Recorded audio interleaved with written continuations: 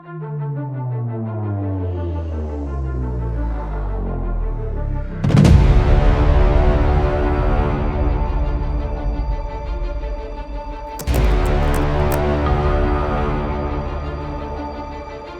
it's Mark Baggett, and welcome to this exciting episode of the Infosec Toolshed. In this episode, you're going to get to hear the full interview I did with Phil Zimmermann about PGP and his legal battles as he released this very, very important public cryptography software to the world. This episode is broken down into a few key questions that I asked Phil just to get the conversation starting, and then you'll see the full conversation play out. If you'd prefer to see the edited version with all of the graphic overlays and the historical video integrated into it, then I would encourage you to watch that video, link in the description. Be sure to check out some of the other exciting videos, such as the origin of security onion, Kerber roasting, Metasploit, THC scan, the war dialer, Cape the forensics tool, and many other tools that have had a significant impact on the information security industry. And if you enjoy this content, please like and subscribe. And now, here's the interview.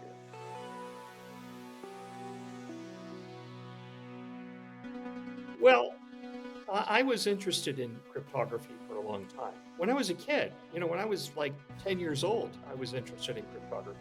Lots of kids were. It's kind of appealing to kids. But of course, kids' cryptography is not serious. And when I started college in 1972, I wrote some software in BASIC. That was my first programming language. I added a pseudo-random number generator to the plain text to get ciphertext.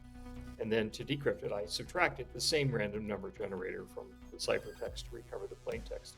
I thought that was just so strong that nobody could ever break that. What I didn't realize at the time was that these random number generators were not very random.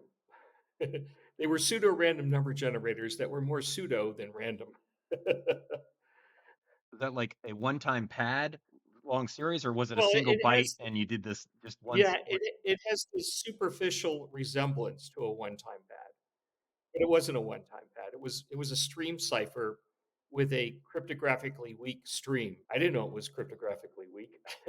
Years later, maybe in the late 70s or early 80s, I saw a homework assignment to break a scheme like that. The scheme that I had come up with when I first started going to the university in the early 70s. And that was kind of an embarrassment. At first I thought, "Oh, good. They had the same idea as me. Great minds think alike." And not so fast. Uh, no, this is a homework assignment for this introductory student to break it, not to, use it. There's a high risk in this field of people that just start out, people that might be pretty good software engineers.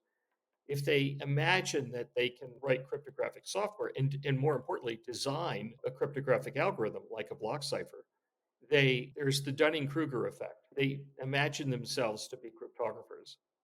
I mean, it looks easy, right? If you're a software engineer and you've written good software that you just imagine, well, this is just one more example of writing good software, right?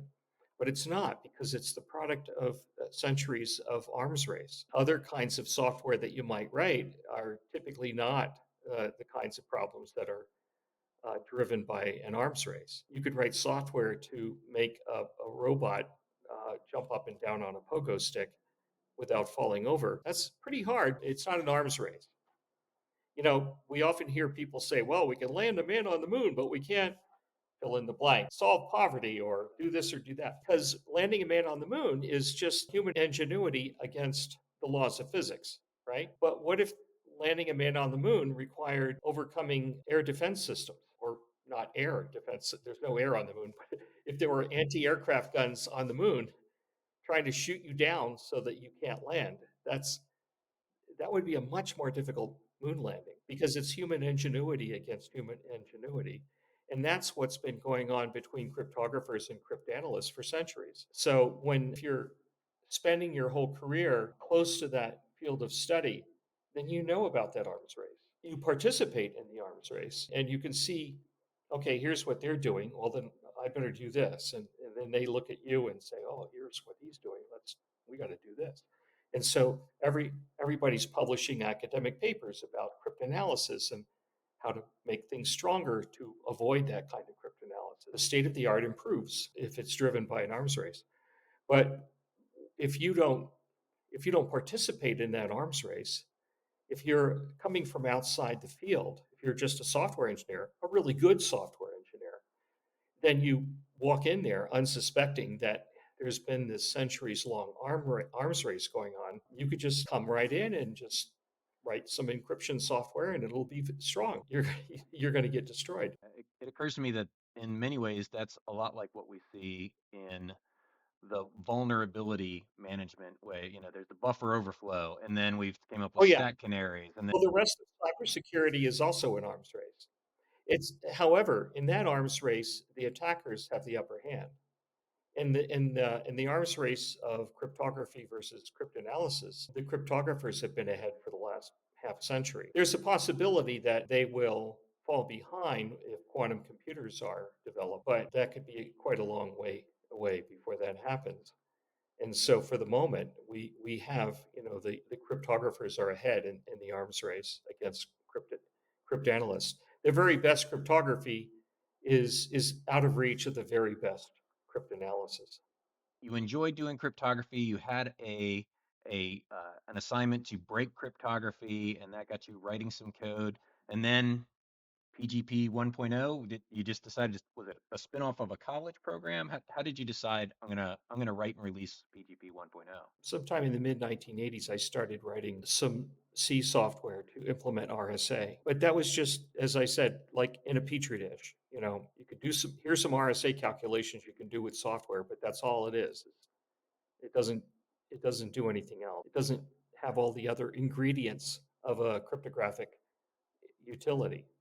You need to have also block ciphers and hash functions, and you have to have some kind of key management algorithm, and you have to put all this together into an overall protocol, and you have to implement that protocol. And that was something that I didn't have time to do. In the 1980s, I was a peace activist, and I worked 40 hours a week in my day job as a software engineer, and another 40 hours a week on trying to stop the arms race, the real arms race, the superpower nuclear arms race. I didn't really have time to go beyond. I didn't have time to write a full application, but I did over several years' time develop little bits and pieces of things that would later become PGP. And then in 1990, I started putting it all together: block ciphers, hash functions, public key algorithms, and some ideas on how to do key management. I worked on that at the exclusion of my consulting work. Software engineers, especially young software engineers, tend to be pathological optimists when it comes to estimating time required to finish something. I was no exception. I thought that it would take less time, but all the time that I was putting on it, it was kind of an obsession, and I had to get something out. I missed 5 mortgage payments, the sunk cost fallacy, right? And so I missed 5 mortgage payments, and I knew I had to get something out because I had to get back to earning a living. I let version 1 out without all the features. The key management part wasn't done yet. It still lacked important ingredients. In June of 1991, that's when I released PGP 1.0. And then I turned my attention back to consulting, but I didn't anticipate the absolute feeding frenzy that triggered. Yeah. Now, was Um, the feeding frenzy immediate, or was it around 2.0, or when did? oh no, it started right away. Even though I was putting my attention back on making money, otherwise I'd lose the house and my family would live in the street. I had to keep paying attention to PGP. And then I got a lot of people volunteering to help. I could offload a lot of stuff onto these volunteers. One of the volunteers was Hal Finney, who is well known in cryptocurrency circles. But there was also Peter Gutman, a New Zealand cryptographer who I think he had just gotten his PhD at that time, or maybe he was still working on it. And another guy in the Netherlands, a guy named Branko Lancaster, and then a whole bunch of other people that were doing things like adapting it to other operating systems, like Unix. First, it was in MS-DOS only, and then they were porting it to various flavors of Unix. Linux wasn't a thing yet. Linux came out at about the same time as PGP. Just as PGP 1.0 was a small subset of what it later became, Linux was also getting its start, I think maybe the same year. But people were porting PGP to several variations of Unix for various workstations, for VAX mainframes, VAX 780s. And also, they were translating it into foreign languages. And so, over the next year, we were making all these improvements to make it work on all these different versions. And Hal worked on the trust model. I had in mind a particular way of managing keys with a particular trust model, which later became known as the web of trust. It's just that I didn't have time before the bank was going to take our house. So I had to put version 1 out there without a trust model. With Hal helping, we got version 2 out 15 months later. That did have it. My trust model that I had designed but not implemented was implemented, and that made a pretty big difference. And also we replaced my stupid block cipher. I called it the Basmatic, with a good, solid, peer-reviewed um, trust model, a good, solid, peer-reviewed block cipher. And so version 2 was a lot better than version 1, and that one really took off. What was the block cipher in version 2 that you went to? It was a block cipher called IDEA, International Data Encryption Algorithm, developed in Switzerland by Shuja Lai and Jim Massey. The paper had been extensively peer reviewed. When you develop a serious block cipher or other kind of encryption algorithm, you publish a paper and then you get people to attack it. If you're lucky, people will invest the time to attack it. And if they attack it without success, that's a good thing. And gradually over time, people trust it more and more because it has withstood attacks. Of course, what often happens is that it's successfully attacked, and then people have to fix it and try again. But in this case, that cipher did very well. And so I used it in PGP 2.0. You've mentioned two things that I want to ask you about, and one thing that I want to go back to, which is one, you mentioned that people were diligently working on translating this to other languages, and that you were working with a developer in the Netherlands, which is not within the United States. Yeah, The United States had some laws that would be problematic yeah. for you regarding that. And the other thing I want to ask you about is the idea cipher being an international data encryption algorithm that was developed in Switzerland. You're using a cipher that isn't developed in the United States. How did that play into this at all? So That had no effect at all on the legal implications of publishing PGP. problem was your key management was too good. Is that Well, no, the things that the export control laws on strong cryptography at that time were more concerned about something that could be used. Now, that's not entirely true. If you wanted to export source code for, let's say, the data encryption algorithm, data encryption standard, that would be a violation of the Arms Export Control Act if you exported it electronically. I wasn't exporting that idea cipher, and I was, if anything, I was importing it. And once it became part of PGP, then exporting PGP would be viewed by the US government as a violation of the Arms Export Control Act, even if it did have components that came from other countries. And in fact, working with other people in other countries in a joint development effort would also be a violation of the Arms Export Control Act. Anyway, this triggered a criminal investigation. Soon after developing version 2, it attracted the attention of US Customs and they became the investigating agency. There was a federal prosecutor in San Jose, California. I lived in Colorado at the time, in Boulder, Colorado, and I got a call from US Customs asking me questions about PGP. And I was talking with them on the phone, and I thought maybe they had run into PGP and they needed some advice on, what should they do? Could I help them with breaking it or something? I don't know. I just imagined, I had a naive attitude about it. And then they said they wanted to fly out to Colorado and interview me with two agents. And I realized at that time that this doesn't sound very much like them asking for some technical information. There must be something else going on here. So I went and talked to a criminal defense lawyer. We decided to let them come and interview me in my lawyer's office. And that's what happened. I also want to say a word about the name of the product, Pretty Good Privacy, because it kind of fits into this part of the story. There was a little part of my mind that sort of imagined as fairly unlikely, but maybe the government would take exception to this. And if they did, I wanted the name of the product to be understated. Speak softly and carry a big stick. Pretty good privacy. Aw shucks.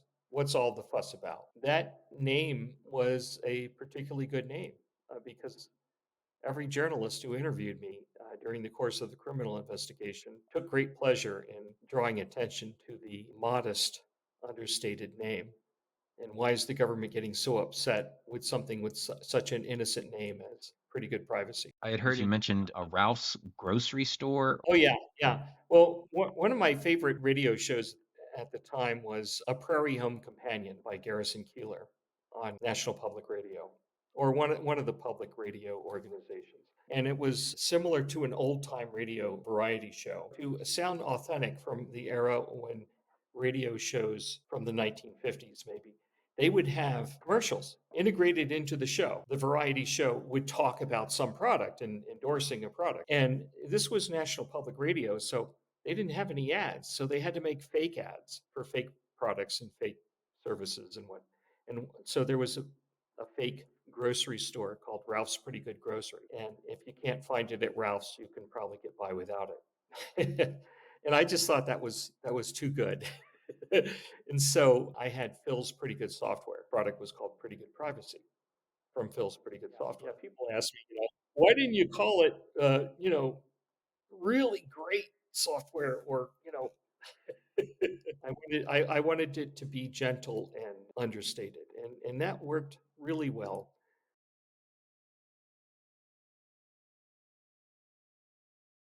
I did about 5 press interviews a week for the whole 3 years of the criminal investigation. 100% of them were sympathetic to me and critical of the government.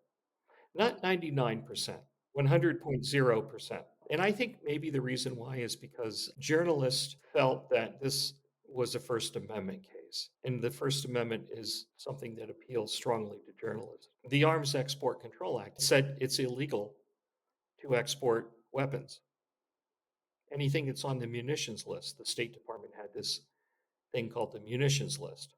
So if you exported Stinger missiles to Libya, you're violating the Arms Export Control Act. Not only were Stinger missiles on the munitions list, but also encryption software. If I had been found guilty of violating the Arms Export Control Act, it would be as if I were exporting weapons. Can you take us back to that meeting in your lawyer's office with the agents? How did that go down? I mean, I know you had some suspicion going into there that they were not interested in support and that they were they wanted to come out. Oh yeah. Well, when I went to the lawyer that I hired for this, he called them up and talked to them, and then we discussed it and made a decision of allowing the interview. So before they showed up for the interview, we already knew that they thought that I had violated a law. They came in with a tape recorder, two federal agents from U.S. Customs. They asked a bunch of questions, and it turns out that they had been activated by Jim Bidzos of RSA because RSA thought that I was competing with them, and they had a patent on the RSA algorithm. They were attempting to put me in prison for that. Later, I ran into one of their employees and asked them why didn't they just sue me if they thought that I was infringing their patent. And they said, well, it's not good business to sue a folk hero. And I said, well, I'd rather get sued than go to prison. They thought they could blame the government and, oh, it's not our fault. The government investigated them, for violating the Arms Export Control Act. So once you turn loose an investigation like that, it quickly abandoned any concerns about the patent and focused entirely on the exporting of a weapon.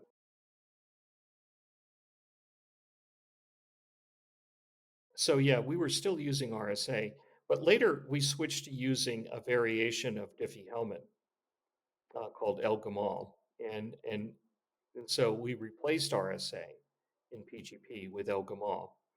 And that's another story. The intellectual property side of this is kind of a fairly convoluted story. MIT and Stanford, these two universities, had independently discovered these two public key algorithms.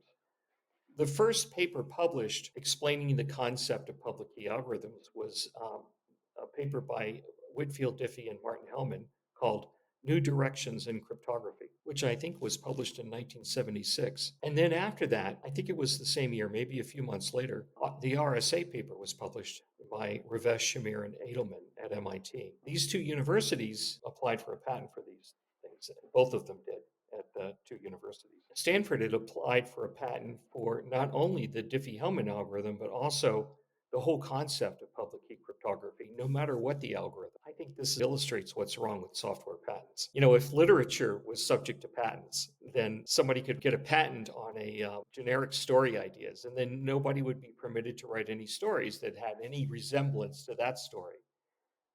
No more boy meets girl stories because there's a patent on that. But anyway, each of these two universities, they had these patents. The Stanford patent claimed all of public key cryptography, which includes RSA. And so that means that MIT couldn't monetize the RSA patent without infringing the Stanford patent that claimed every kind of public key algorithm. There were two companies. MIT gave a exclusive license to a company called RSA Data Security. Stanford licensed their patents to a company called Scilink in California.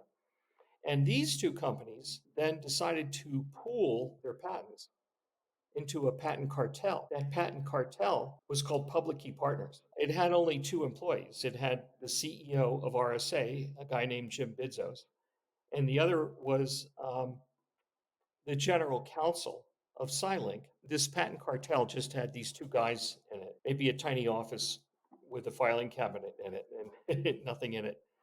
No employees except for their only purpose was to hold these patents in a pool in a cartel. I don't want to spend too much time talking about this, but now that I've started talking about it, it was kind of going through the highly unusual reason why the whole field of public key cryptography was held back and stifled because of these patents. Jim Bidzos was the president of two companies whose interests were not necessarily aligned. RSA Data Security had a software library that implemented the RSA algorithm and a bunch of other encryption algorithms. They sold a license for that software library to customers, and it came with a patent license, which so if you wanted to license the patent, you could license the software from RSA, and that would come with the necessary patent license, which may be all you want. Maybe you've already written your software. You don't need their software, but you need that patent license.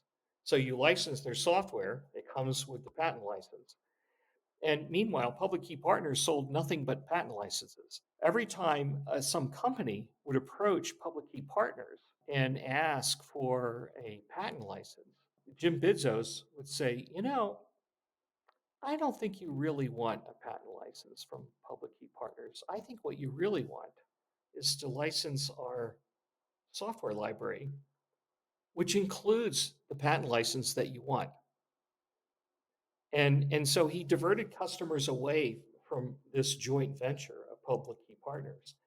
And the equity holders in that patent cartel was Stanford University, MIT, RSA Data Security, and Scilink. They all held a stake in this patent cartel, but the patent cartel wasn't making any revenue because every time somebody approached them to ask for, I'd like to purchase a patent license, Jim Bidzos would say, no, no, no, no, no, you don't want to purchase a patent license. You want to come over to my other company that I just happen to be the CEO of and license our software library, which includes a patent license. Now, the way the bookkeeping is done, the bulk of the money that the customer would pay would go to pay for that software. And only a little bit of it would be royalties back to Public Key Partners. And so MIT and Stanford were pretty pissed off about this, and so was Scilink. They ended up suing each other. And it eventually led to the breakup of Public Key Partners. But that came pretty late in the game. By that time, these patents were almost ready to expire. You're trying to release this software, and you've got a corporation who's embattled in in trying to protect its intellectual property, leveraging the United States government to shut down your product. So why did you keep going? Well, the world needed it. And, the world was full of human rights violations. and autocracies. I had already been active as a peace activist in the 1980s. The Cold War was over. My activism bandwidth shifted over to this, and I wanted human rights organizations and investigative journalists in corrupt autocratic countries, and I wanted them to have tools like this. I used to get email from people who were in those dangerous environments thanking me for PGP. This is highly motivating, at least it is for me. And so I wasn't about to let go of this. And so for 3 years, this criminal investigation went on and on. There was a grand jury, and they were interviewing witnesses. So, some of the witnesses knew me, and they were subpoenaing documents, and they were trying to indict me. There's a saying, rather well-known saying, that a good prosecutor can get a grand jury to indict a ham sandwich. But apparently, this grand jury somehow didn't want to indict this particular ham sandwich. The grand jury was in Silicon Valley. I would imagine that a lot of the members of that grand jury were in this industry, in the tech industry, and there was almost universal sympathy to me. We had a layered defense strategy.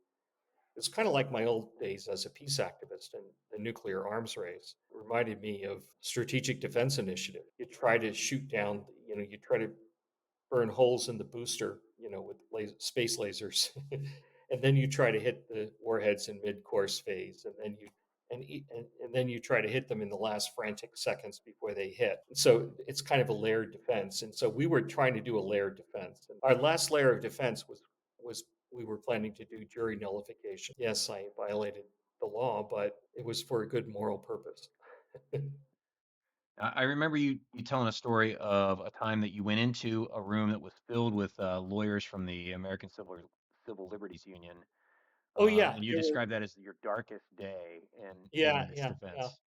So, yeah, I went and gave House testimony for some legislation that was a House subcommittee on technology and defense or something like that. Armed Services Committee. I can't remember which committee it was, but um, but while I was in Washington, my lawyer had organized a meeting of a bunch of organizations that were interested in this. So there was the Electronic Frontier Foundation, there was the Computer Professionals for Social Responsibility, there was the ACLU, there was a couple of Washington law firms, and so I think there was 10 lawyers from 10, one from each organization. And so we went in there and closed the door. And so it was me and a bunch of lawyers. And so everything was attorney-client privilege. And they asked me to tell them what happened.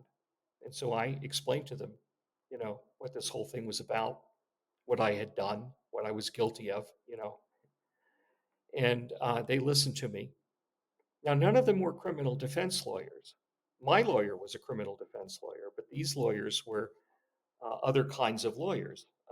Lawyers have specialties, constitutional law or other kinds of policy areas. And so they listened to me, and then they said, "Well, I have no chance. I'm going to be convicted." And that was that was really bad news. If that many lawyers all agree that I'm going to be convicted, then now my lawyer, he's a creature of the courtroom. He doesn't have quite the same pessimism, because when it comes down to a criminal trial, the criminal defense lawyer is in his element. He does what he does, and he thought we had a good shot at winning if he had his ideas about how to conduct the defense. We brought in lawyers on the legal defense team. Ken Bass from a Washington law firm, prestigious Washington law firm. He used to work for President Carter's Justice Department on national security issues.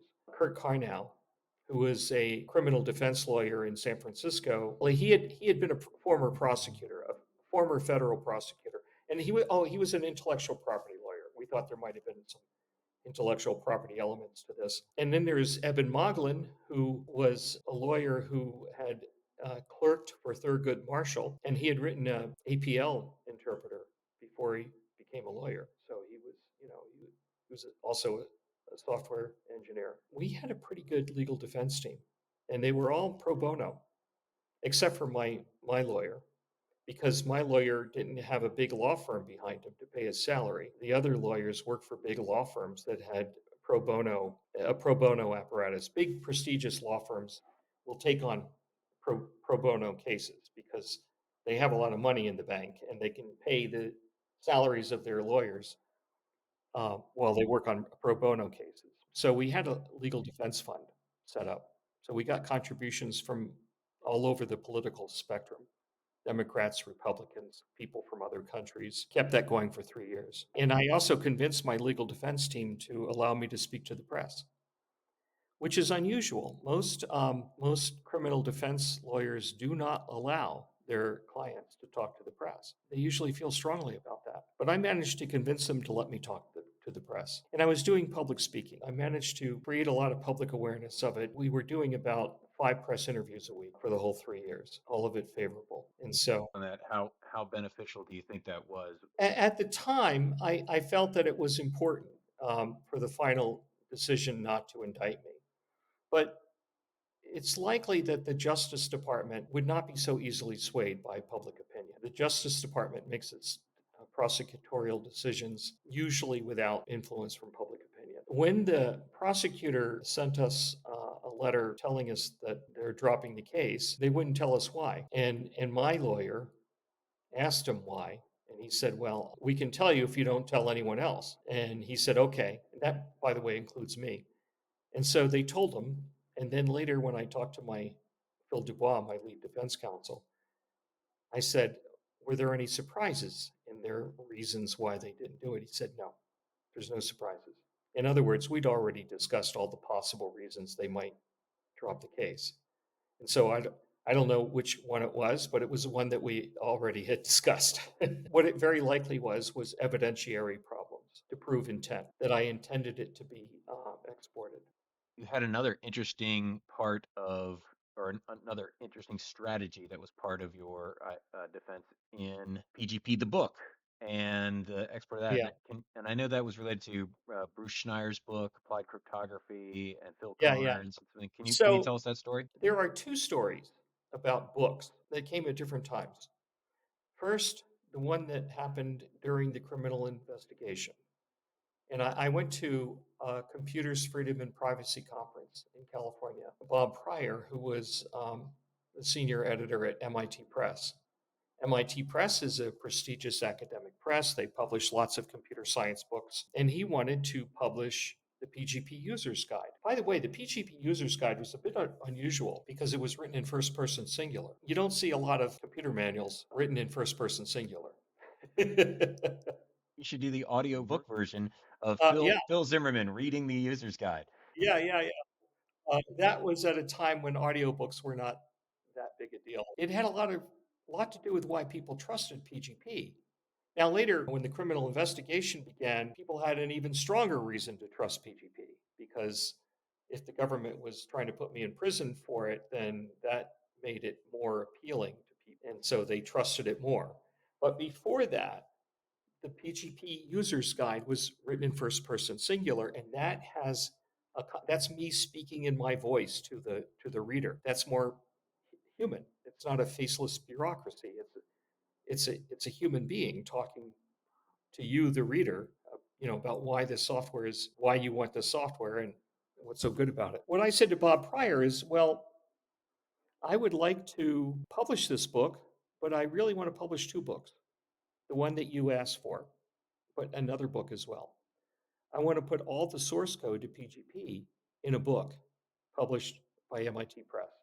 So you'll have to publish two books. And Bob said, why do you want to do that? I mean, we could do that, but I don't know why you would want to do such a crazy thing. Well, I told him the reason why, and the reason why had to do with some litigation that was going on at that moment. This was in 1994. And there was an engineer at Qualcomm, a guy named Phil Carnes. He wanted to strike a blow for loosening up the export controls on encryption software. Everybody was talking about these export controls, largely because of PGP. I was the poster child. Phil Carnes went down to the local bookstore and bought a copy of Bruce Schneier's Applied Cryptography. In that book, there is some source code for the federal data encryption standard written in C. It was in an appendix of the book. And he took that book. Now, he didn't know Bruce Schneier at the time. He just went and bought this book from the local bookstore, like anyone else could buy. He applied to the State Department for permission to export this book. He took the book, wrapped it up, and filled out a form called a commodities jurisdiction form, a CJ, commodities jurisdiction, put that in the package with the book, sent it off to the State Department, asking permission to export this book. The State Department said, "Of course you can export it. Why are you asking us such a stupid question? This is a book. This is not subject to export controls." Of course, here, yes, you can do it. Don't don't trouble us with such trivial questions. We don't have any laws against exporting books. Well, little did they realize that they were walking into a trap, a clever trap that Phil Karn had carefully designed for them. As soon as they gave permission to export this book, he sent them a floppy disk with another CJ form filled out. By the way, it's called a commodities jurisdiction. It's what it is permission to classify this as being under the jurisdiction of the Commerce Department instead of the State Department. And the Commerce Department just, it's for selling you things overseas and selling bicycles or books or whatever other innocuous things. This floppy disk contained the C source code that was in the appendix of Bruce Schneier's book, the book that the State Department had already granted a CJ request for. The State Department got this FedEx package from Phil Karn with a floppy disk in it and a CJ form all properly filled out. And they looked at it and they found that it contained C source code. And they said, hell no, you can't export this. We have a law against this. This is a violation of the Arms Export Control Act if you were to export this. No, you cannot have a CJ. So the answer is no. And so Phil Karn said, well, how can you say no? You already said yes to the book, and this is from that book. In fact, this is not even the whole book. This is just the appendix of that book that contains this C source code, and you already said yes to that when it was printed on paper. And they said, well, be that as it may, we're not going to let you export this floppy disk. There's a couple of layers of administrative appeals that you can do, and Phil Karn did them. He kind of escalated it through the bureaucracy, and they kept saying no and no and no. They probably asked this NSA about it. And finally, he sued them in federal court. At the time that I ran into Bob Pryor from MIT Press at the Computers, Freedom, and Privacy Conference, the State Department was a defendant in civil litigation from Phil Karn. And I knew this, and I wanted to leverage this in my legal defense. I told Bob Pryor why I wanted to do this, and he agreed it was a great idea. So MIT Press published these two books, the PGP User's Guide and the source code, which is a much thicker book. It was like 800 or 900 pages, and a pretty boring book, I might add. Yeah, real page turner, right? Anyway, and in the preface to the book, I explain why this book exists. This is an exercise in the right to publish software under the First Amendment. What happened is that it wasn't me that applied for a CJ. It was MIT Press that applied for it. They were the ones publishing it. When the State Department got this CJ request with a copy of the book, it wasn't for a tiny little subroutine for computing the DES, which was, I don't know, 3 or 4 pages long. No, no, no, no. This was 800 pages of dense C source code. It had everything. It even had the make files. And it was in a font that, at least theoretically, could be easily scanned with OCR. Now, it turns out that no one ever scanned it because it was the same version of PGP that already had spread around the world, so there was no point in anyone scanning it in. We wanted this CJ request to go to the State Department, and the State Department asked the NSA what to do. The State Department understood that they were in a precarious position here.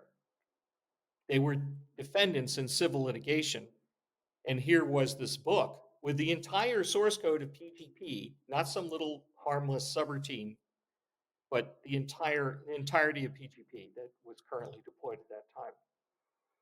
And NSA said, well, whatever you do, don't say yes. We don't care what you do, except for that one thing. Don't say yes. They never responded to MIT Press. Meanwhile, MIT Press didn't wait. As soon as they sent the CJ request to the State Department, they started shipping the books in large quantities to their overseas resellers. We didn't actually care what the response was because if they said yes, then we were going to use that at trial. If I was indicted, then we were going to say, well, you let MIT Press publish this, is this selective prosecution? If they said no, well, no problem. We'll use that at trial too. We'll just change the argument a little bit. We're going to say, well, look at what you did. You stifled a prestigious academic press. You told them not to export a book. Are you crazy? That's a clear violation of the First Amendment, which is why they never responded. Years later, there was a guy that kept coming to my lectures during the criminal investigation. A guy from the State Department. He was from the Office of Enforcement of, I don't know, some long, complicated bureaucratic name. He was in the part of the State Department that would be in charge of enforcing this law against me. And he used to come to places where I'd speak, and he would be taking notes in the audience, and he would always buy the audio tape that the conference organizers were recording, hoping to catch me admitting something, incriminating. And of course, I was very, very disciplined. I was careful about what I said. Years later, after the criminal case was finished, I went and had coffee with him, and I asked him. We were kind of, we were former adversaries, and he said that he was very proud that they had sat on that CJ request from MIT Press until the laws changed and it was handed off to the Commerce Department, and so that wasn't their problem anymore. They ran out the clock. Now, the laws changing came sometime after the case with against you had been dropped. Is that correct? Yeah, yeah. When they dropped the case against me in January of 1996, the laws were still there. Nothing had changed in the laws. They had just decided not to indict me, and so it took the rest of the decade. Um, the whole industry was participating in this effort. It has come to be known as the crypto wars. And by the way, crypto means cryptography, not cryptocurrencies. So the whole 1990s was a struggle to get these laws changed. That happened in 2000 when Clinton decided to lift the export controls. And he had to do it because by 2000, he was surrounded. The other two branches of government were going to do it for him if he didn't do it himself. There was litigation. There were two civil lawsuits. My criminal investigation was over. And so there was just these two civil lawsuits. One of them was Phil Karn, and the other one was Dan Bernstein. The judiciary was going to come down on this, and the Clinton White House knew this. Congress was going to pass laws to get rid of these export controls. And the White House knew this. They didn't want to get flanked by the other two branches of government. So the president ordered that the export controls for encryption software were lifted. And that was in 2000. I look at that and I look back on my own career as a chief information security officer who railed against my company putting things into the cloud, right? I wanted to keep things in my organization where we had controls and could monitor and all these other things, but the world around me was just growing in a way that I had to adapt to. And I think that, if you look at the 1950s and how important the United States' ability to play to crack cryptography was, and moving forward, I think that the government was just falling behind the rest of the world changing. And I've Yeah. heard you say similar things. What can you just share a little bit about your thoughts there? Well, these policies against the export of strong encryption software were kind of the product of the history of the government's advantages in breaking the enemy's encryption. In World War II, we were breaking both the Japanese ciphers as well as the German ones. We broke Enigma, famously broke Enigma. And we also broke the other encryption used by the German High Command. At Bletchley Park, they built a machine called Colossus to break that particular one. And they were already breaking Enigma with a different machine. And that's a great story. I mean, there's been several movies made about it and quite a few books written about it. But the Japanese also had, we were reading the Japanese traffic as well.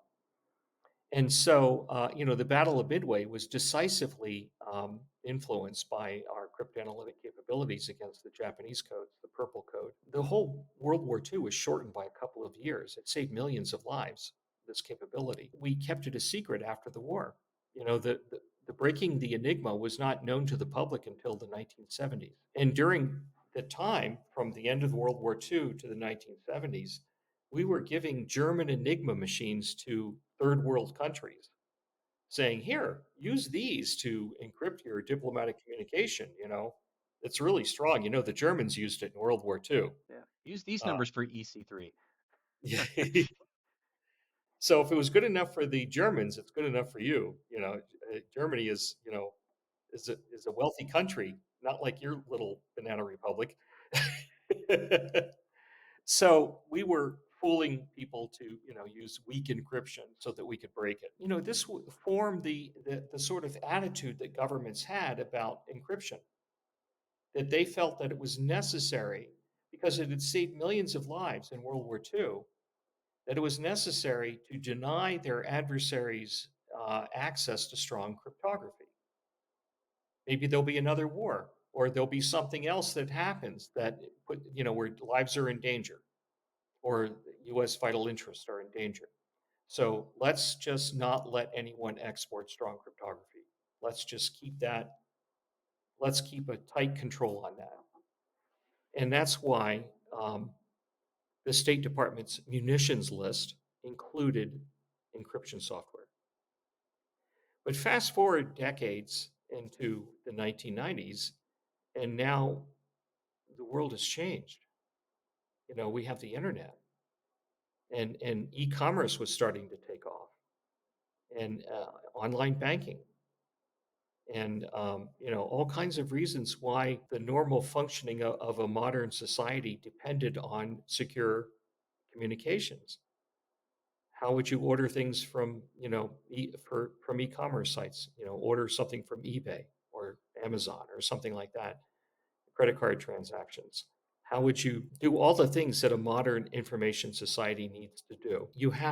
Everybody has to have strong cryptography. It's not just for nation states. The need for something like PGP and things that came later were driven by this shift that, this is not World War II anymore. The laws had to change. Now, I don't blame the government for having those laws back post World War II. It made perfect sense. Fast forward a few decades, the world changes, and it's time to, wake up and smell the coffee. Grateful to the sacrifice, the years that you went through, those persecutions, and that you stood fast and eventually persevered, and being a large part of why the government eventually just had to change the laws so that we can have secure crypto, communicating with international business entities and things like that. As I know, working for international companies, the thought of only being able to speak securely to divisions within your company it just makes no Yeah, sense. strong cryptography is everywhere now. Every time we talk to a website, or every time we have SSH for remote administration of servers. We have TLS for secure web browsing, and also, talking to remote mail servers. Uh, we still use PGP, not as much as we use those other protocols. We have cryptocurrencies. We have VPNs. We have the Onion router, the Tor network. We have all kinds of protocols today that are good, strong encryption algorithms, encryption protocols. Our world depends on it. And yet, in the last few years, governments have been pushing back. Some governments have been pushing back on end to end encryption. 20 years later, after we thought that we were done with that struggle. Um, they're trying to put the toothpaste back in the tube. Um, and, um, and so we have to keep pushing back the other way, saying, no, we need this. Don't try to take away end-to-end encryption. We need it to make society function. Is there anything you'd like to mention? How people could get in touch with you, just to say, "Hey, thanks for all the work you did." Well, I'd like to give one more important reason why we should not relax in our vigilance in trying to preserve the right to do strong encryption. Look around you today. Everywhere you look, you see democracies sliding into autocracies. You know, the first time I visited Hungary in 1994, it was a democracy, a new democracy, and they were looking optimistically toward the West. They had just come out of, Soviet um, oppression, and they had a positive attitude about freedom.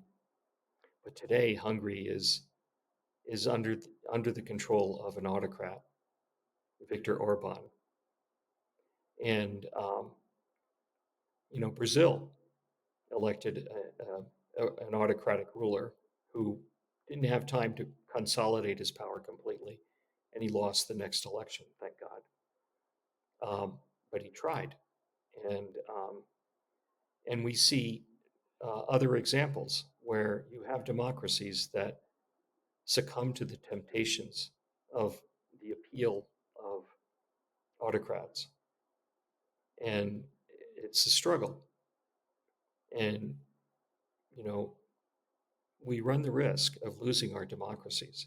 And the more that we lose, the easier it is for the next one to topple.